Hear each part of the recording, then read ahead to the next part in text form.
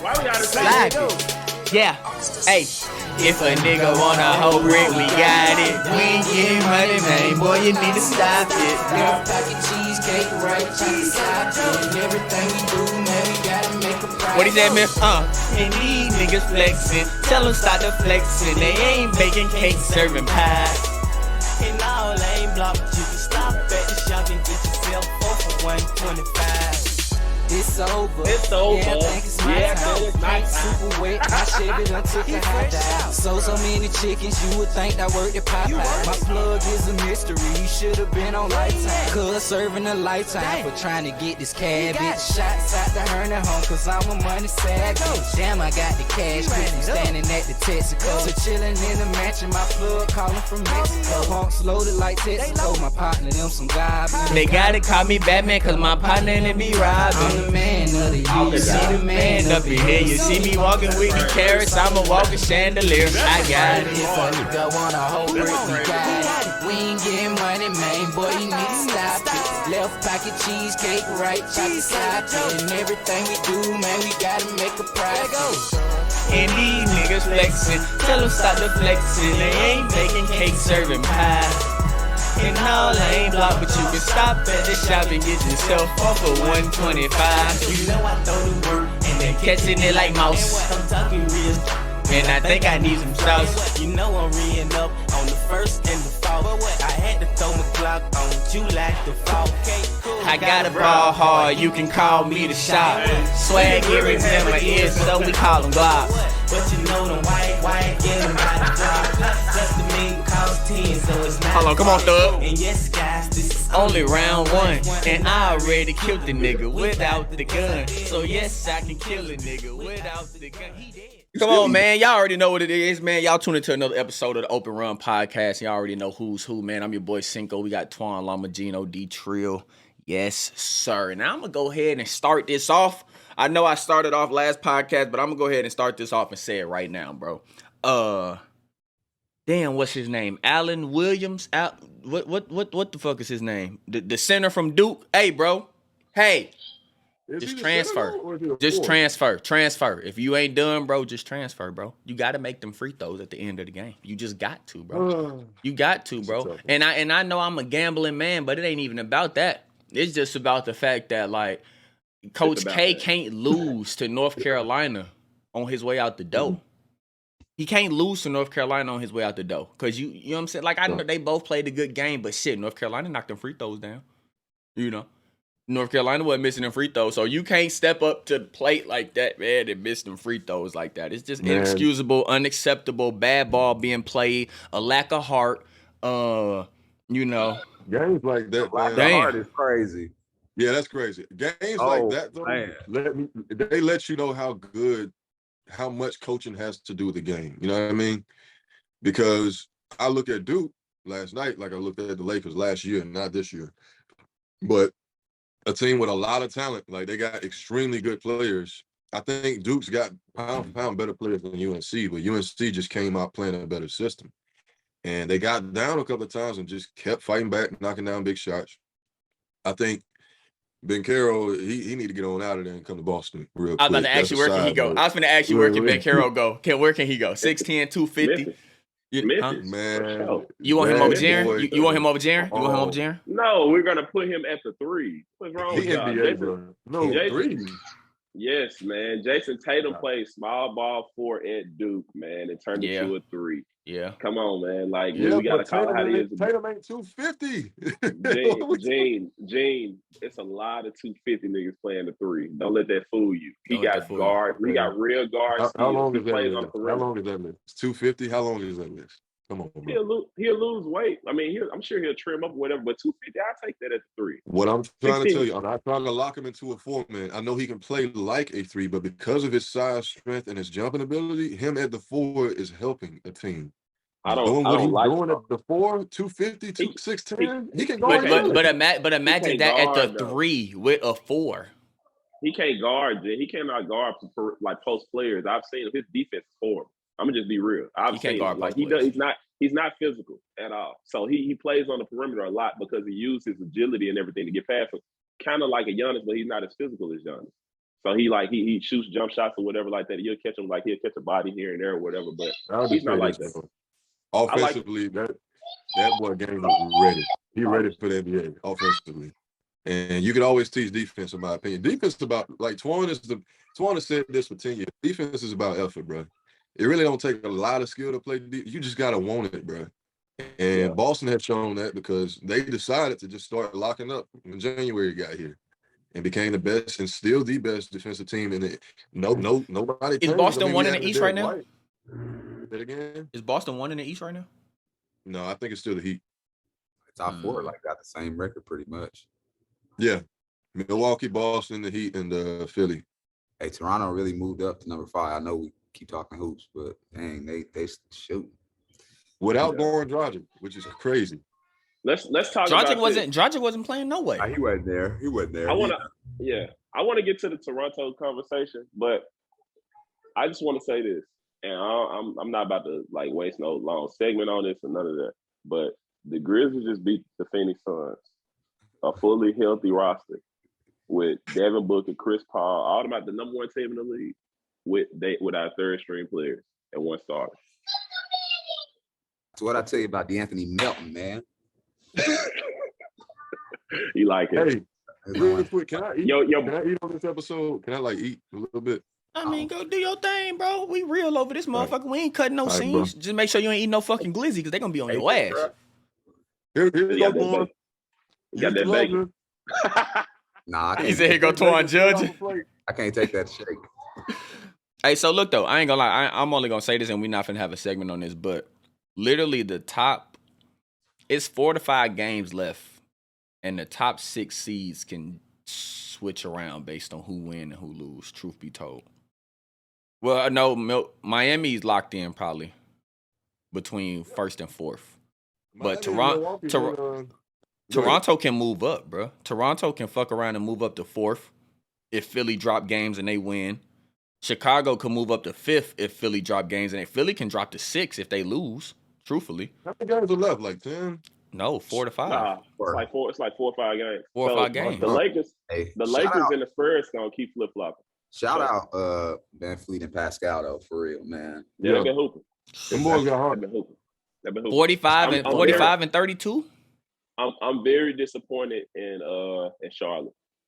Very disappointed in them. I didn't have real expectations for them, but I at least expect them to be in the play-in. Did they fall out the play-in? No, they in the play-in. I'm talking about higher than what they are. They lost. They're 9th right yesterday. now. Yeah, they got annihilated yesterday. They got the same record as Brooklyn. I think they before yesterday, if I'm not mistaken, I could be wrong. I feel like they had won a couple games. Like they was hitting. Damn, Cleveland fell to the play-in game. Gotta think, man. Yeah, Cleveland has been going through a lot too, bro. They trying to get Karis LeVert. They trying to get Karis LeVert acclimated. Jared Allen been basically hurt since the All-Star break. Evan Mobley just went down like a week and a half ago, 2 weeks ago. So they've been depleted, and Kevin Love been having to start. Hey, so I want to know this though: if Book ain't missed 12 games, and if Chris Paul ain't missed a month, the Suns probably could have almost had a chance to get that 73-9 record. So? They 62-15. Book missed 12 games, and Chris Paul missed a whole month. But didn't they win without Book? Yeah, I don't know how much they won without him, but they won without Book. They won without each other. Like Chris Paul won without Book, and Book won without Chris Paul. They just a deep team. The beginning of the season was where they had the hiccups. It was in the beginning. Yeah. They hit the stride. Like it was still early in the season, but that's when they had At one point, wasn't them niggas like 20-3? Like them and Golden State both was like 21-3 or some shit at one point. Phoenix had lost like a couple games. I'm telling y'all, like no, but I'm saying after the Golden State, because I remember them and Golden State was tied for best record in the league. They was like 21-3 a piece or some shit like that, and then they played each other on Wednesday, then played each other again on Friday, and then shit just went through after that. But speaking of Charlotte, man, bro, that go back. Like I know, I ain't gonna say I was high on them, but I expected more from them this year.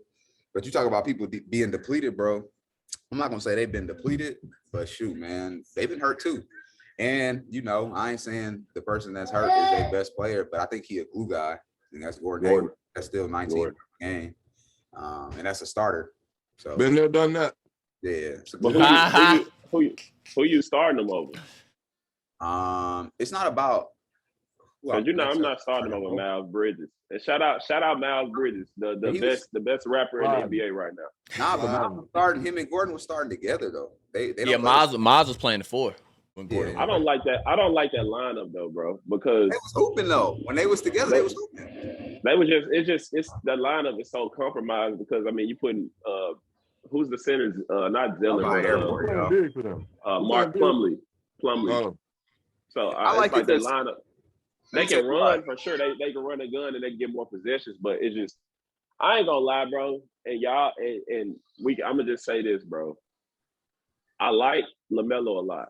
I really do. I really think LaMelo is talented as a mug, but I think that it's gonna come with we probably not gonna see what LaMelo truly is until like his 4th year. I think he's still learning how to play NBA basketball. And when I say that, it's like how to differentiate. Like this ain't high school. Like you know what I'm saying? They not finna just let you come pull up and shoot these long threes and stuff like that. And he be taking I be watching Charlotte a lot. You know what I'm saying? And I be just looking at his body language. Like LaMelo's demeanor on the court and off the court is 2 different things. Like off the court, he's flamboyant in your face, you know what I'm saying, shining, flexing, all that stuff. You know what I'm saying? He talks way more than he do on the court. And that's cool, you know what I'm saying? But it's like when I look at his game, it's like he's talented. Really, really talented. You know what I'm saying? 6'7", I think, 6'8" point guard or whatever like that. He's real talented. But his shot selection be tricking me. I'm like, bro, huh? It's amazing though to see it happen over and over. Book had to do it. Tatum had to do it. LaMelo having to do it. These players come in and they can put up stats they look amazing, but they got to learn how their game play basketball translates to wins. KD had to do it. You understand what I'm saying? And we was talking about that. I ain't gonna bring that up, but KD understands how to win the game of basketball. You feel me? I feel like it's something Harden never learned, but I ain't gonna pick on him today. But I truly I think everybody on the call, we all love Melo and we want to see him do well. But in Charlotte, man, a lot of them averaging, bro. LaMelo was averaging. He's averaging like 20. He's averaging 27 and basically 8, and he's shooting basically 43 from the field, 38 from 3, and 87 from the 3-point line. That's amazing. That's great, bro. What about those his defense? Great stats. His defense? Those are great stats, but I don't think they were saying stat wise. He averaged 1.6. What you call it a game? He averaged 1.6 steals a game. Yeah, I agree with Memphis and Gene. I think that I don't know. I agree with everything you said, Memphis, except maybe his personality on the floor, because I feel like he kind of remind me of Lonzo a little bit as far as talking, like with his team. Lonzo don't speak up, but I think his game is flamboyant. I think Melo tries. I didn't see Coach Borrego, whatever his name is, kind of look at him because he be trying stuff. In the game. He be trying stuff. He do need to learn how to play, but Melo don't look like he like. No, he don't look goofy. He don't. But you know who? But you know who he could have learned that from, though. Do you know who Melo could have learned that from? Because Lonzo, y'all know Lonzo learned from LeBron a lot. Even Lonzo will tell you that he watched LeBron when it comes to playmaking and shit. Do y'all know LeBron does this shit where he like throws turnovers purposely? I think Shumpert said that. Like, if you go watch an interview, bro, Shump said Braun will do shit in the game where he'll purposely throw a turnover so he can see how the defense will react and come back down and get an assist the next time. On purpose. If you go, it's crazy to hear, but like if you go watch the interview, Shump was like, bro, Braun will come down the court, he'll throw some shit, trying some shit, and see exactly how everybody on the defense move. So the next play down, he'll tell you, hey, Shump, stay here. Tristan, if he cut, do this, da-da-da-da, and then he'll throw and dot an assist because of what he just did last possession. And I've actually watched him do it with the Lakers. I've seen Braun sometimes throw a turnover and don't care, and I've seen him throw a turnover and he care about that turnover. But I've literally seen Braun literally throw a fucking turnover and just go like, and I'm like, oh yeah, he was just trying some shit right there. And then next time down, come back and throw an assist. So I'm like, so they probably could be doing the same thing. So playoff predictions are weird because I mean, like you said, teams are gonna flip flop. I mean, these last 4 to 5 games can really decide if the team goes from like 5th seed to the number 1 seed. Just that's how close the East is. No, number one locked. Number one locked up between unless Milwaukee and Miami. How many? I think it's like 20, 28, 29 losses. Like it's like 4 or 5 teams. It's so Miami got 50 wins. Milwaukee got 48. How many losses do they have? 28. Miami got 28 losses. So it's like they got 50 wins. Boston got 47. Milwaukee got 48. And I think Philly got 46. Boston and Milwaukee both got 48. And wins?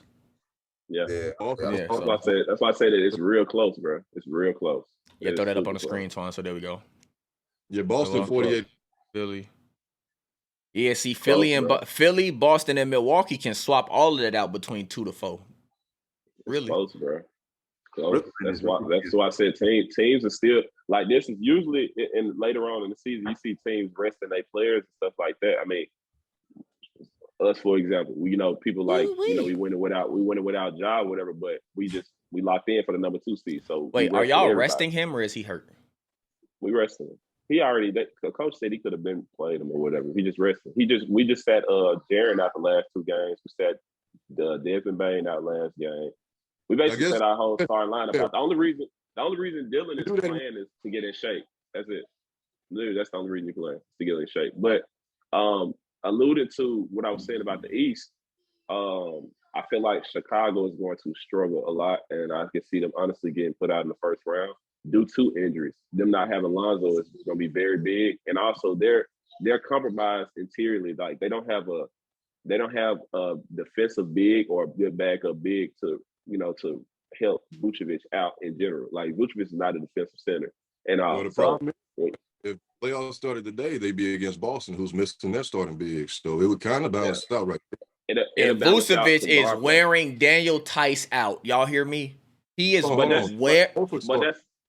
that's the thing, though. It's not gonna come down. It's not gonna come down to that. It's gonna come down to the wing players. Like I'm telling you, Boston is going to beat them because Chicago doesn't have Lonzo Ball, which is the defender, facilitator, kind of like a Marcus Smart. I don't know, but I ain't gonna lie. That double wing matchup would really go back and forth. Like I like it. I give Tatum and JB the edge, bro. But I like Zach and DeMar. I give Celtics the edge not because Tatum and JB necessarily. They're deep. I feel like they got the defense. You said they're deep? I feel like those two, not like that, but they cancel each other out, right? Zach DeMar, JB, they gonna cancel each other out regardless of whatever. Marcus Smart, bro. Like Marcus Smart, Caruso. Chicago going. They got Caruso. Like I don't think Caruso, Marcus Smart. Yeah, but they don't have it. Oh, bro, that's like. Yeah. I mean, like I feel Lonzo was a big part of that team. So was a. People can talk mess about Zoe all they want to. I ain't saying, but man, he is. Chicago was the number 1 seed before Lonzo went down. They was like early in the year. They was like up there, top of the. I'm trying not to fanboy. Those teams fully dressed out. I still think Boston's just way deeper, bro. Like the depth in Boston versus Chicago. Chicago's starting 5 is amazing, but when you think of hate him, but Peyton Pritchard has been balling, bro. I don't care what you got to say, and the boy played defense. But you got okay, so let's take them benches out. You got Peyton Pritchard, you got Alex Caruso. Then you got Derek White is better than Chicago got. But look. So Chicago. I like Kobe White. I like Kobe White. I like Kobe White. Kobe White nice. He averaged like 15. He averaged like 14. Nice. I think I would like Kobe White over Derek White. Kobe White has to take a Kobe White has to take a backseat role though, so I think I like Kobe over Derek. Kobe White and Derek White kind of cancel each other out too. They cancel each other out too. I'm telling you, Bob, I'm telling you, it's gonna come down to that rim protection, bro. If you got Robert, if the Boston Celtics have Robert Williams, I'm telling you, it's gonna be hard for them players to get to the rim. But they're not gonna have him in round 1. They're not gonna have him in round 1. I'm just saying that both teams were fully healthy. I'm saying Vucevic cannot guard the rim, bro, and it's bad. And then Tristan Thompson is undersized as backup center. So it's like they compromise, opposed to them having Horford, who can still defend, who can still move his feet, who can still rebound and everything, and can knock down the stretch floor and knock down threes, opposed to them just having Vucevic. Truly, you know what I'm saying? They don't have a 4-man over there in Chicago. Yes, they do. Pat Williams. Pat Williams not like that though. He been hurt for most of the year. He just really coming back for the last 10 games. So he ain't really fully acclimated to what they're trying to do. He ain't been there basically the whole season. Opposed to Boston, they're plugging players into their system that has been there before. They got Daniel Tyson at the trade deadline. They got Horford back. You know, Robert Williams, all the players have been there for a while, so it's the same system. Chicago is kind of like learning on the fly and trying to put it together. And DeMar is great, but at the same time, you got to expect him to have 40 to 50 points just for them to be in the game. I think, you know if Chicago was healthy, bro, it wouldn't be like that for one. But their role players, and they don't have no shooters. They got no shooters. Their role players aren't as good as Boston's. But if say like Zoe was back and they line up, you know what I'm saying, was how it was in the beginning of the season.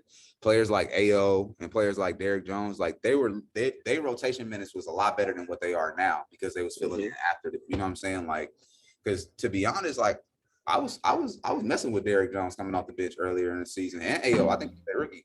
They was hooping, but it was because they was able to, you know, fall back behind the original starters or whoever was playing. Right now, they playing minutes that they wasn't playing in the beginning of the season, so it's a little different. You got Caruso starting, you know what I'm saying? Caruso coming off the bench behind Zoe is different, you know what I'm saying? And then playing them together. But it's a little tough right now. They learning on the fly, and it's their first year, like Memphis said. It's their first year together, so they kind of learning on the fly. They don't watch Boston as closely as I think. There's no reason to go to. But when you think of Derrick White, Grant Williams, Peyton Pritchard, Daniel Tice, those type of guys, bro, Chicago don't have that, bro. So it is what it is, man. We see that depth plays a big role when you look at teams like Kansas, when you look at teams like UNC, that they may not be the most talented, but they got players that can come off the bench and do what they got to do. That makes the difference in the playoffs. I don't know what it is, but in the playoffs, man, that depth means everything. How the hell did you just go from the NBA to college back to the NBA? I'm gonna tell y'all like this too. Don't be surprised if Toronto puts some teams out. Toronto is playing very well. But yeah, we're gonna wait. We're gonna leave the playoffs to where they are. I think last regular season game is April 10th. So we'll probably talk about playoff predictions around that next episode and around that date. Yeah. So we'll see. Yeah. But let's jump into this next topic, man, which is very I think a topic that needs to be touched on when it comes to relationships. And do you feel that you need to experience living with your partner before marriage? Now, me personally, I believe so, because I feel like you find out a lot about the person once you actually live with them. It's a lot of things that you don't really, it may be a lot of things that go up under the rug that you don't really notice, or, things that you may find out that you may not like once you finally, move in with your spouse versus being apart from each other. So I personally believe that it is very necessary to live with a person before you think about marrying them. Now, Gene, you can attest to that because you're married. Twan, you engaged. Me and Memphis out here, Jill Scotting it. So y'all can attest to that a little. A little more. I'm gonna say this, that I feel like I agree with you in the standpoint. You should do it, but I'm gonna look at it from a different angle.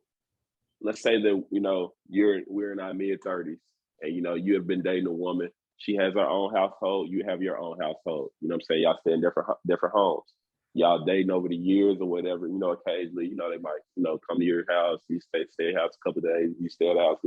Y'all take turns, but y'all have your own homes. So, and y'all choose to take it to the next level as time go on. You may engage, get engaged or whatever like that, get married ultimately or whatever. And, you may come together to get in a home. You haven't lived together though. So from that perspective, it's like, I did Stephen A. But, from that perspective, it's like, how do you like, is that you haven't really lived with them. So how does that affect you?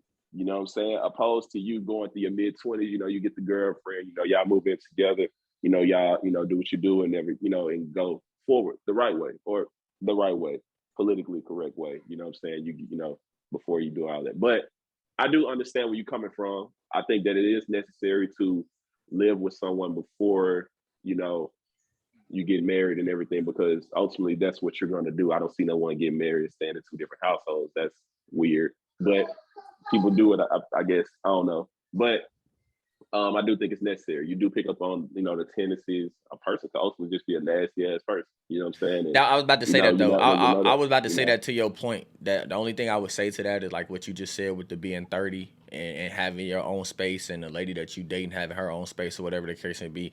I would only say that if y'all don't live together before y'all get married because of that reason, then I guess you can kind of, like, if you go to her crib and you kind of just, you know, examine the scenery and see, you know, whatever you may be interested in, how she decorate, how she clean up, you know what I'm saying? Is she organized? Is she, you know, how her organization skills are, shit like that. I feel like you can pick that up with somebody in that stance, but, you know.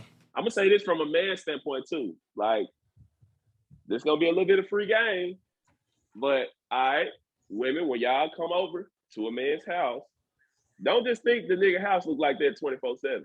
You feel me? Like a nigga, like if a nigga find out that, oh, you know, I got a girl coming through or my girl coming through or whatever, we gonna pull it straighten up. You know what I'm saying? We gonna make sure the crib's straight. Well, my house clean all the time, gonna, so. You know, I mean, but most males, you know what I'm saying? I can't say yeah. most males, but you know, everybody on this podcast, we pretty, you know, clean individuals, and you know, we keep our homes intact to the, you know, to the most part.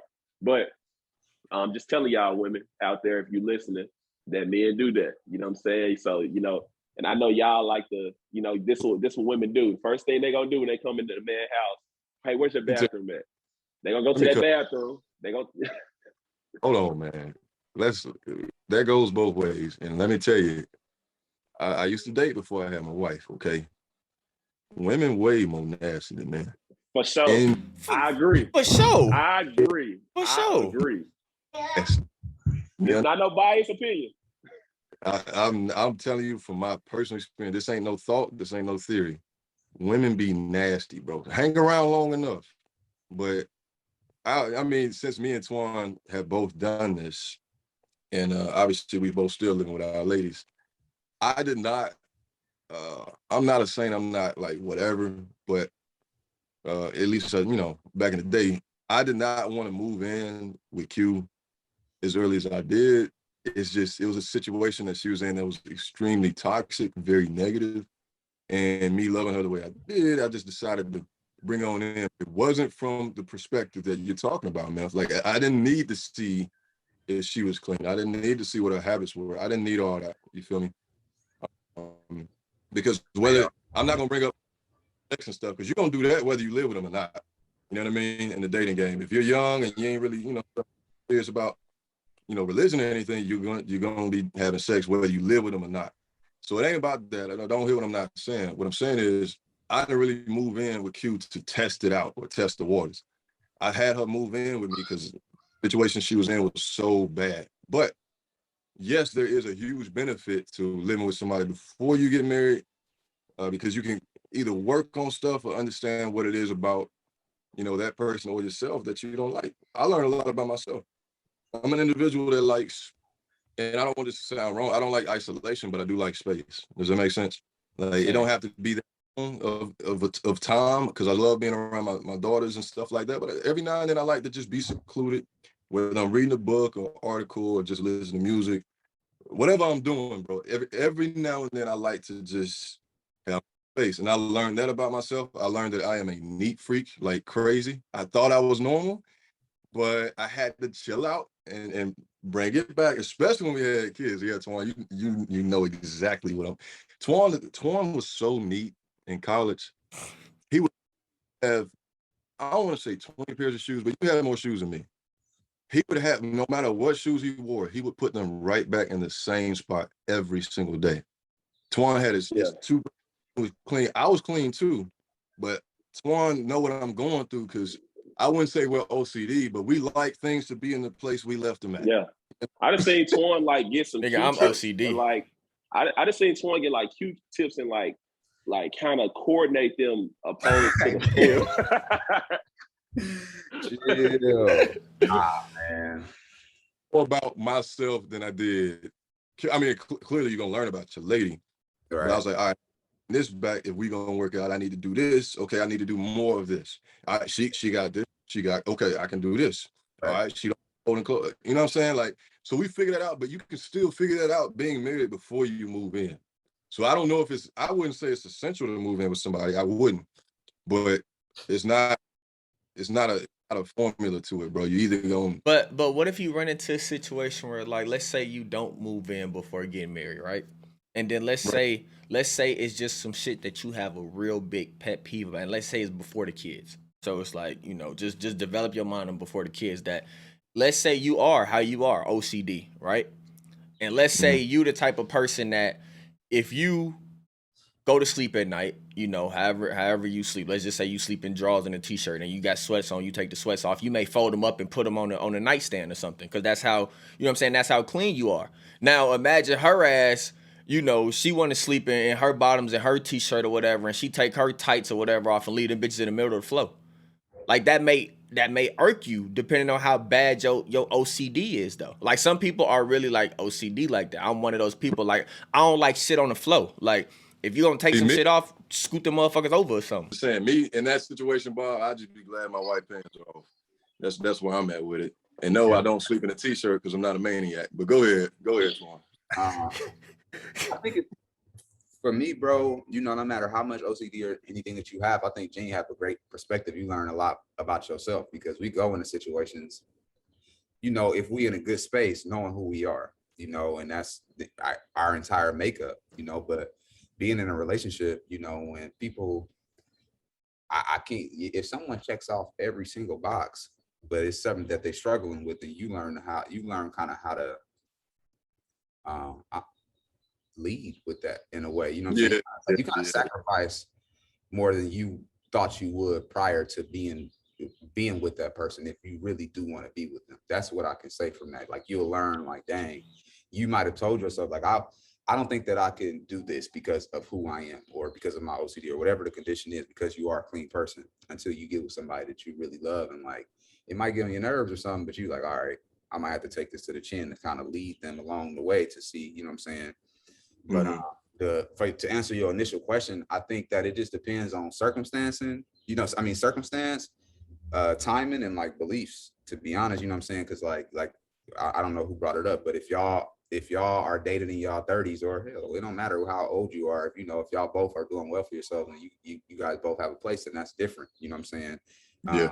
Dating somebody and then, going into a marriage, then, you take your time with that. But, like I said, it depends on the circumstance, bro. If you're dating somebody and y'all really fall in love and decide y'all want to live together and you don't know that person, then you learn along the way. Sometimes it happens like that, you know what I'm saying? And let me tell you something, bro.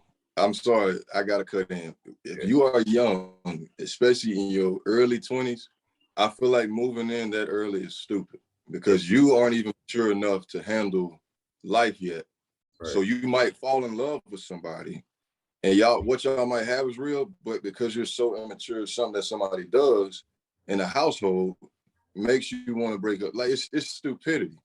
And I've seen it amongst other people. Nobody on this call.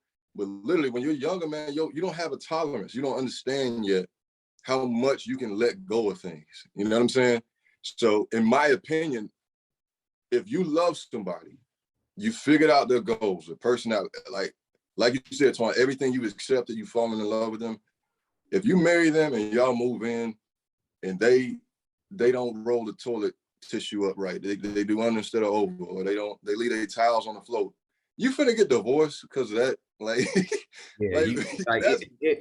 it seemed like it's something that's huge, man. But in the grand scheme of things, bro, it'd be so futile. I'm telling you, because if you can look, I think I use this example on the last episode, like with my pops, always telling me, like, if you can look, 10 years or 5 years down the line and see if this will still be a problem. If you can and see that it will be, then, don't be illogical. But, if you can kind of see growth, throughout your time, and I feel like it's, that stuff be futile, bro. It'd be like, you ain't about, like Gene said, you about to get divorced because a pair of panties on the floor. Like, eventually she gonna get it if you keep bleeding. You feel me? Like, exactly. But, so another this, I completely understand where y'all coming from, and I agree. But another thing that I wanted to ask, and it's kind of going, shock y'all a little bit, but I did want to ask this for the female viewers out there, because it was a question posed to me about one of my female friends. She wanted me to ask him. Y'all heard him, right? For the One podcast. up. Y'all heard him, No, right? so, no. Seriously, like, no, like, seriously, real, like, pure friend, strictly friend. But she asked this question: how would it affect y'all from a financial or just any point in general if the woman made more money than the man in the household? If your wife or significant other made more money than the man. All right, let me do that one. Oh God. No. I'm gonna be logical here, and y'all can attest. I promise I'm not gonna say no bullshit. Y'all can attest to this, okay? I specifically think that if a woman makes more money than the man in the household, that can be a good thing or it could be a bad thing depending on the personality of the woman and how she views you because she's making more money in the household. Because and what I mean by that is you have women that say, you know how women in our generation is, if a woman makes more money than a man, they're almost with this whole, I don't need a nigga for shit, this, that, and the third, I got my own, yada, yada, yada, yada, yada. Versus if there's a man that makes more than the woman, then the woman necessarily, in a sense, doesn't always have that same attitude towards the situation. But when they become the breadwinner in our generation, and what we've seen multiple times, whether it's TikTok, Instagram, whatever you can see, women who are, up there in earnings tend to have this thing about, I don't need a nigga for shit, I have my own shit, this, that, and the third. And it causes them to be reluctant to submissiveness with the man. And I've seen it personally in certain situations that I don't really want to put on the podcast, but I've seen it personally in certain situations, and we've also seen it with the women in our generation. So I truly believe that it depends on the personality of the woman. If your woman makes more money than you and that doesn't bother her, and she's not one of those loud, I don't need a nigga for shit because I got my own money, then you probably won't have any issues. But if she's one of those ones that's screaming to the top of her lungs and always making Instagram, social media posts about how she got her own shit and she don't need a nigga for nothing because she make X amount of dollars, you gonna run into an issue. And I think that is as clear as it gets, Bob. I think that it depends. So first of all, I blame Adam, not Eve. You feel me? So I do feel that a man's personality plays a big role in her personality. I'm not saying I control the woman, but in a relationship where the woman either starts off or ends up making more money than the man, or she's got a business or something that is doing a killing, if the man is playing the supporting role that he should, regardless if she makes money or not, you're supposed to support and big up your woman. I ain't trying to be Superman here, whatever. But what I'm saying is the man's personality and being able to be a support role but still be able to go get yours plays a role. Now, like Bob, but Proverbs talks about it several times. A quarrelsome woman, you can't do nothing with them. So if a woman she just out here, she in a whole relationship but acting like she don't need you every argument, we just don't need to be with that person. It has nothing to do with how much money she's making. That's a mental thing. It has nothing to do with physical, tangible money or anything. It has nothing to do with that. But do you notice that the women who do that are normally the women who have money, though? If you really sit back and think about most of the women. That's not true. That's probably your experience, but I think that I had a woman, Twan, that I was dating a woman that worked at Hungry Howie's, fam, that acted like that. Yeah, you understand? Sure depends, bro. I've had my own situation. Hey, that Hungry Howie's used to slap. Seriously, that's the truth. Like, I ain't saying that you have to be like them, but you got to check yourself sometimes, man, because a lot of times you be in situations. We prideful, bro. We prideful. You know what I'm saying? Like, or what you got going on, or because you ain't came to wits with who you are as a person yet. You know what I'm saying? It be obstacles. Dating is obstacles, bro. Even in a real relationships, it can be obstacles within that. So like if you dating and you don't know who you are, you're gonna be running into people that you're gonna be dealing with stuff that you already, you know what I'm saying? Like, oh yeah. I think hey, bro, we've seen it foundationally. Kevin Samuels, what he's talking about foundationally, a lot of it has to do with the Bible, whether y'all knew that or not. The way he goes about it, I'm bringing him up because a man can't be like that either. Yeah. For my females that's watching, I don't expect you to be with no man that's hanging something over your head. I got you this. Every time y'all argue or get into it, he got a list of stuff he doing. That's so corny, bro. Like, don't So it could be a man or a woman who's the breadwinner, and you just got a list of what you're doing for that person. You look at them like a slave almost, or like a child. And that's wrong on both parties. Neither party can do that. I think from my view, I feel like it is possible to be comfortable in that setting, but also as a man, we tend to let our pride and ego get in the way. And let's say we may struggle, or we may be times shit, we ain't got it. You know what I'm saying? And your wife or significant other, she doing well in her business, she doing well in work or whatever, she may have it, but it'd be sometimes where the man may bite his tongue or may not say, hey, I need some help or whatever, just because from a man's standpoint, we're taught to protect and provide. You know what I'm saying? So it's like we talk to, a man should always have money in their pocket. A man should never be out here, you know what I'm saying, messed up or whatever, or, you should be able to hold it down. So we tend to let our pride get in the way with situations like that, to the point where, we do live in a new generation where I feel like, women are very much empowered, and they are empowered with, a lot of stuff that goes on. We live in a world, in a generation where, the women be like, F a dude, I don't need a dude, whatever. I'm going to run this sack up. I'm going to, F a dude. You know what I'm saying? They just miss independent or whatever. And that's fine. You know what I'm saying? We love our women to be independent. We love, strong women, Black women, any women really, you know what I'm saying? We don't discriminate. But at the same time, we're going to say this. I feel like as a man, it should motivate you. It should motivate you to want to get on your hustle. It should motivate you to want to get on your grind, and to, it should challenge you. Not saying you got to be at odds with your significant other, but at the same time, just focus on what you got to do to put yourself in a better position and make sure y'all on the same page, because y'all that works. Are ultimately a team. That can work if, like I said, if the situation is a healthy situation, it can work. A real woman, no matter how much money she's making over you, and vice versa, is gonna better you as a person. And it goes ways, bro. Y'all gonna grow. Y'all should grow together, but you should learn from her. She should learn from you, no matter what the dinero looking like. You know what I'm saying? I just feel like it's exchange there, but it should be a good exchange. You know what I'm saying? Like some type of growth. Then money shouldn't have nothing to do with that. You feel me? Like if y'all human beings, you treating each other right. Your woman making more money than you, then I'm telling you, man, you see it early too, Twan. If you got a good eye and you looking for the right things, once you get past that infatuated phase, yeah, man, you can see it early. Like I said, this girl was not making money, fam. She's been paying her phone bill, but she let me know constantly, like, I don't need no dude. I can do it all on my own. I'm just like, do it. We all, hopefully, if God let us, we all live to be 90-some years old. And who knows, maybe we might still find 90-year-old skin and faces attractive, but everybody got to get old, bro.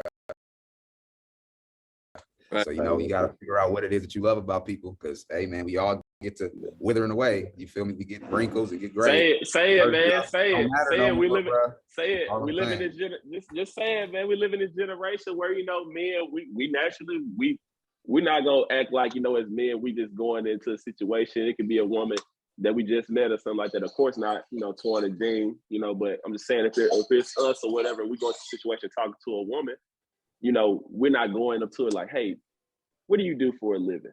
She got to be appealing, you know what I'm saying? She got to be appealing, she got to be appealing physically. I'm just saying, that's not what I'm saying, bro. That nigga said, I know why he leaned in like that? That nigga said, hey, what do you do for a living? You know what I'm saying? And I know what you're saying, Torn. Torn is saying that y'all dudes out here going for these damn girls that with these fake asses, these fake things, all this other shit. They gonna get old one day. And if ain't no way in hell your ass is 80 years old and your damn boobs still perky as hell and shit, you gonna look crazy with all these wrinkles and stuff in your face. So what you gonna do? Keep getting surgery? You gonna get your skin tightened up or whatever? Like, what you gonna do? You gonna be ready to look like Lil' Kim. Shout out to Lil' Kim, she's queen, but I'm just saying. You know what I'm saying? But at the end of the day, man, it don't matter if she make more money than you or you make more money than her, man. Treat each other with respect, grow together, and y'all can figure that shit out. More power to my brothers that's married and finna be married. Man, if we gonna figure this shit out one day, man. Peace.